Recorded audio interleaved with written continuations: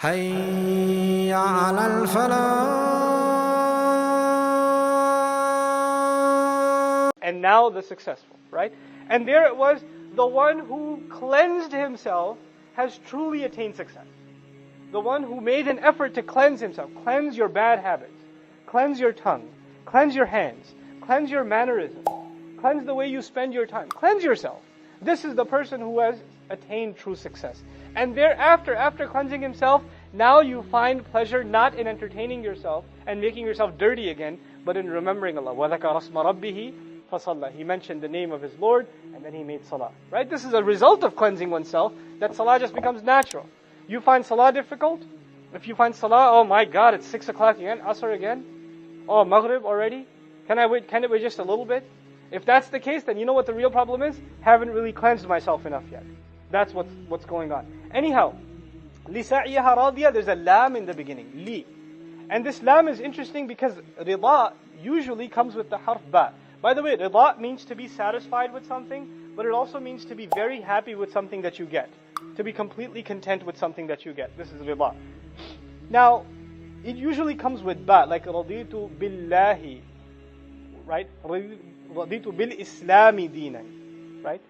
وَبِمُحَمَّدٍ رَسُولًا صلى الله عليه وسلم. It comes with a ba, not with a lam. So Allah does not say بِسَعْيِهَا رَاضِيَةً, He says لِسَعْيِهَا, with a lam, لِسَعْيِهَا رَاضِيَةً. The benefit of this is two things. If it said بِسَعْيِهَا رَاضِيَةً, how some grammarians say it is in the meaning of ba, which is correct, that with its efforts it is happy. It's happy with the things it did. But li also implies two other things. Li, then there's a hazf, li thawabi sa'iha radiya. It sees the reward and says, man, I'm so happy I did that. So that's one implication of that lam, just that lam there. The other implication of this lam is another one. That for the opportunity of having been given, having been given the chance to work, it is happy. These people, all of them, their faces will be full of joy because they acknowledge Allah gave them a chance to serve His deen. Li sa'iha radiya. For having the opportunity to make the effort, they are happy, they're content. So they are pleased with their Lord, not just because He gave them Jannah, because He honored them with doing things that please Him in this dunya.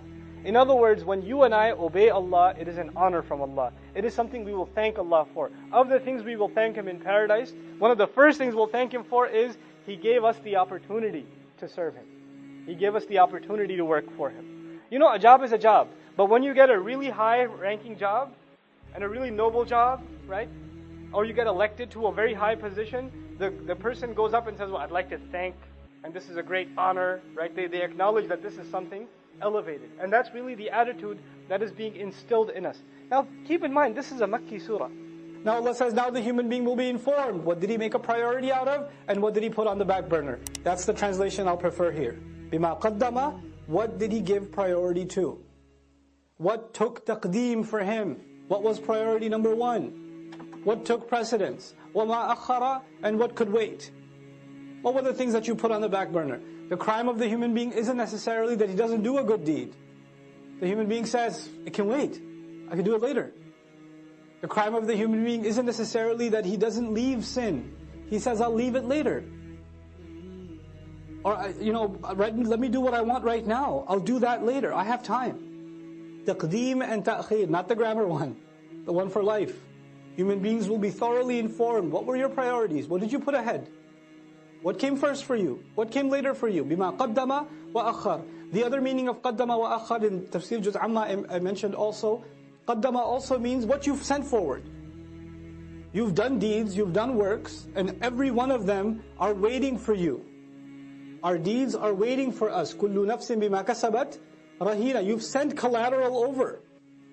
You've sent deeds over for processing. And you're going to meet those deeds on Judgment Day. I don't meet my deeds now, I just do them now.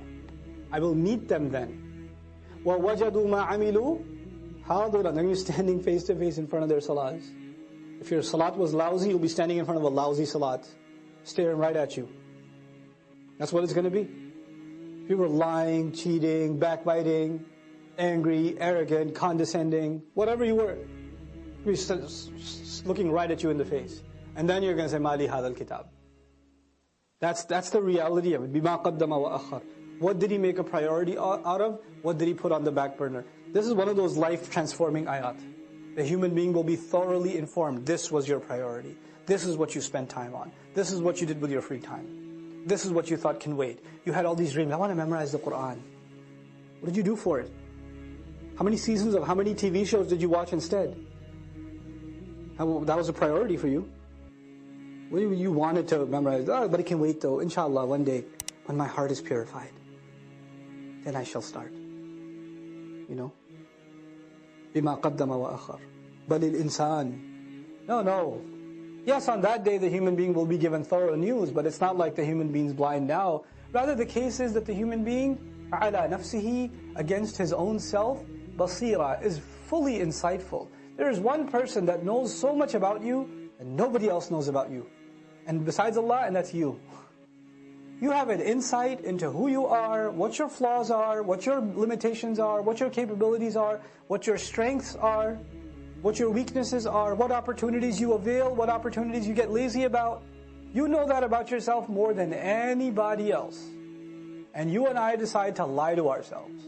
We just decide we're not going to have an honest conversation with ourselves, and about ourselves with Allah. We don't want to have that honest conversation. For some people, all they want at the end of their life, what is success to them? Maybe I'll own a house. That's success for them. Maybe if I have this much money, that means I have success. Maybe if I got married to this one or that one, maybe that means I have success. But I go back to what I started with. There are some people who are happy with doing just the minimum. Just the minimum. But I am here to tell you, the young people in the audience today, Allah has blessed you, and I am telling you, He expects great things from you. He does not expect the minimum from you. There are so many Muslims, the only thing left of Islam is their name. That's the only thing left. They don't care about salat, they don't care about halal and haram. They're far from this deen. What can I do to further this deen? What can I do I shouldn't just be happy that so many people come and attend Jumu'ah. Does that mean everybody's heart is clean? Does that mean that we don't need any more reminder? Is that what that means? Or are there evils in our society? Are there youth that are turning towards drugs? Are there young people that are just living their life for no purpose? All they do is play video games and watch movies and go to sleep. And if you ask them for a purpose, they say, I want to graduate and get a job. Is that a goal? Get a job? Allah gave us such higher goals. Your job itself is a means to a higher end. But you know what? We are living in strange times. The people who need the da'wah the most today are the Muslims themselves. But even if you get a good job, but you don't do your job, you got the job, but you show up late every day. You got the job, but you don't finish any projects. You're sitting there at the desk wasting your time.